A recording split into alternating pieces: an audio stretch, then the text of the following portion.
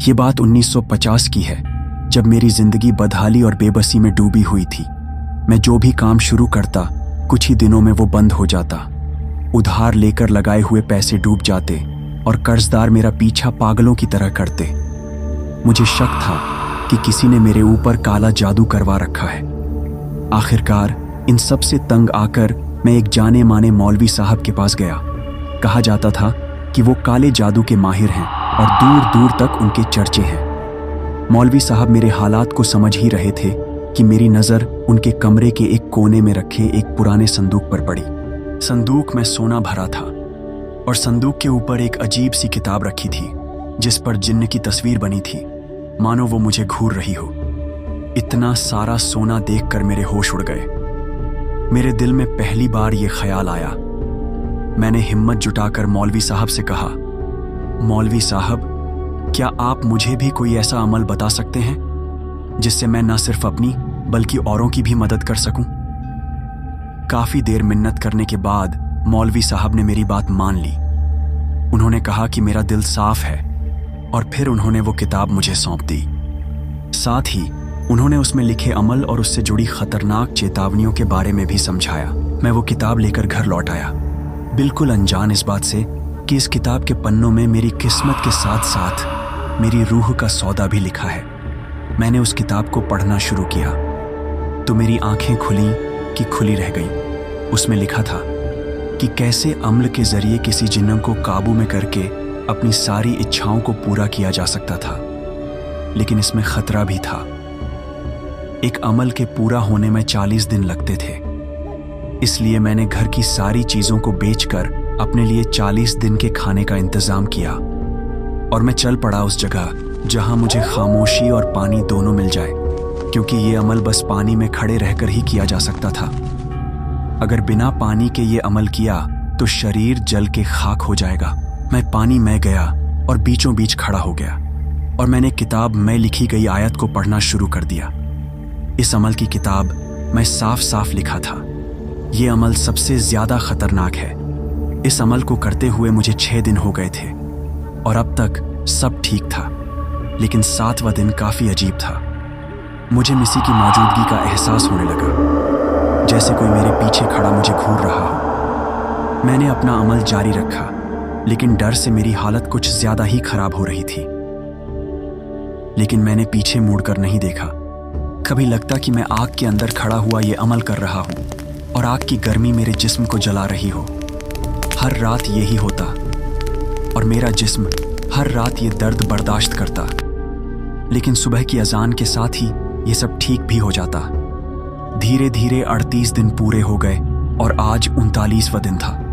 मैं पूरे जोरों शोरों के साथ अपना अमल कर रहा था, लेकिन तभी नदी का पानी पूरी तरह सूख गया। पूरी नदी एक सूने मैदान जैसी लगने लगी, खामोश, डरावनी और अजीब। मैं हैरानी से देख रहा था कि तभी कानों में किसी के बात करने की आवाज आई। कुछ लोग आपस में बातें कर रहे थे।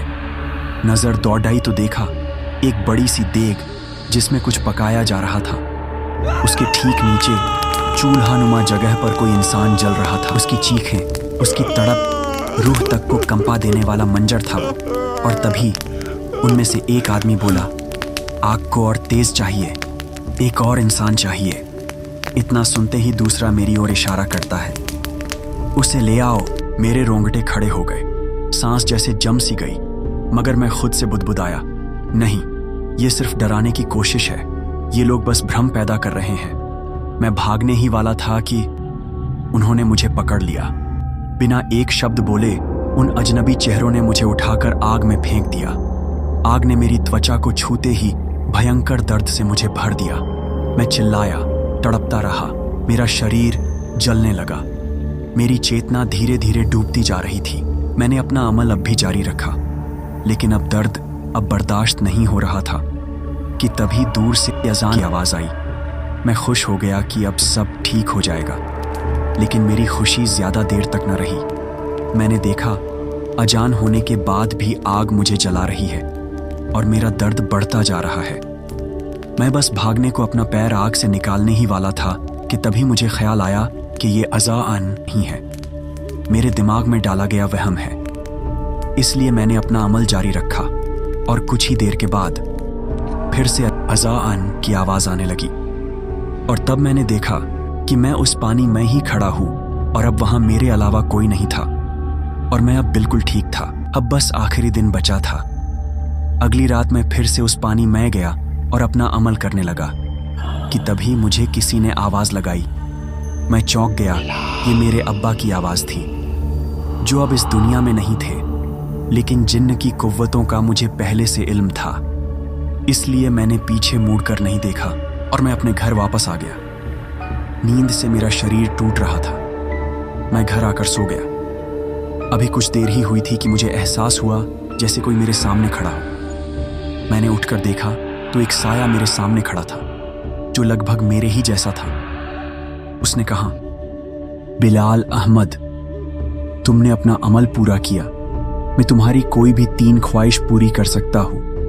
उसके बाद मैं तुमको नहीं दिखूंगा, पर मेरी कुछ शर्तें हैं। हर ख्वाहिश के बदले तुमको एक कुर्बानी देनी होगी, और 2, तुम किसी को भी ये नहीं बता सकते कि तुमको ये सब कैसे हासिल हुआ। मैंने कहा, मंजूर है।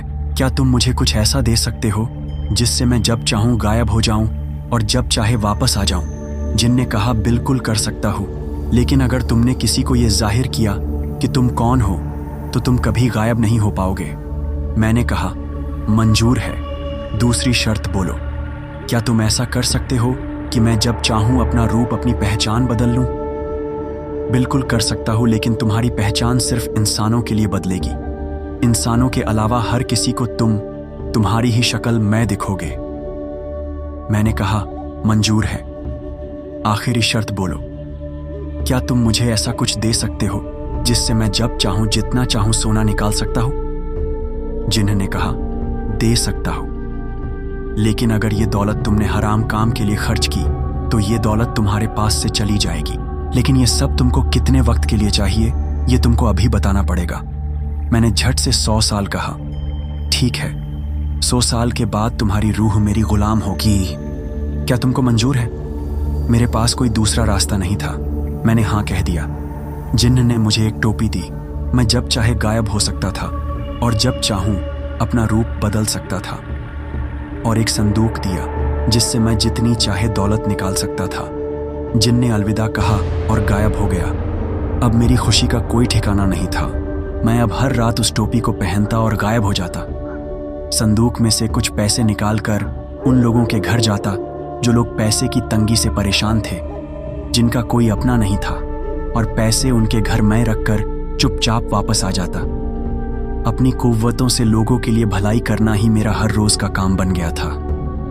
एक दिन मैंने सुना कि एक बूढ़ी औरत बीमारी से परेशान एक घर में रहती है, जिसका कमाने वाला कोई नहीं था। मैं गायब होकर उस औरत के घर गया।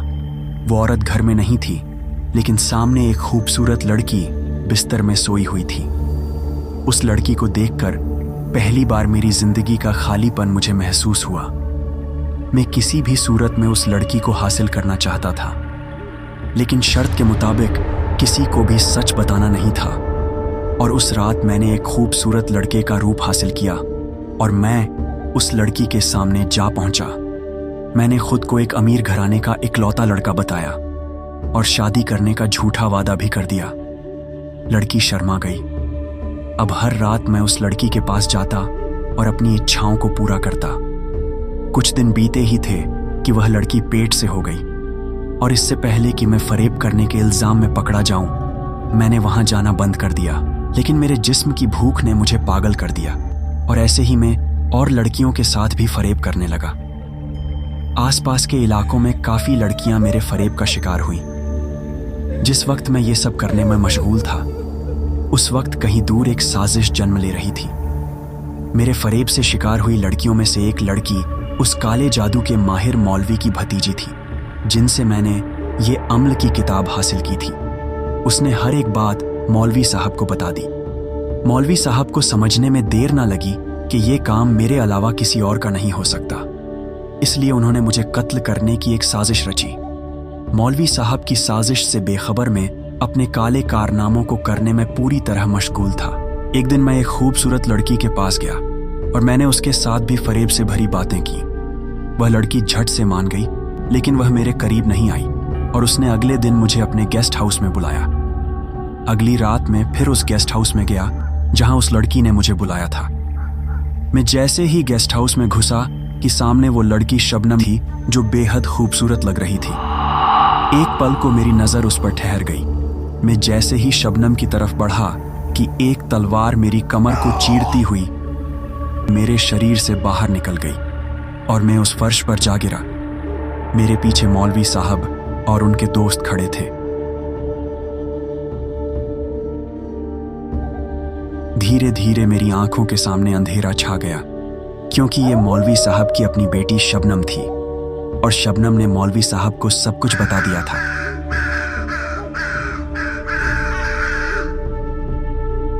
हेलो दोस्तों, अगर आपको कहानी का ये भाग अच्छा लगा हो तो वीडियो को लाइक एंड शेयर करें और वीडियो देखने के लिए हमारे चैनल को सब्सक्राइब करें।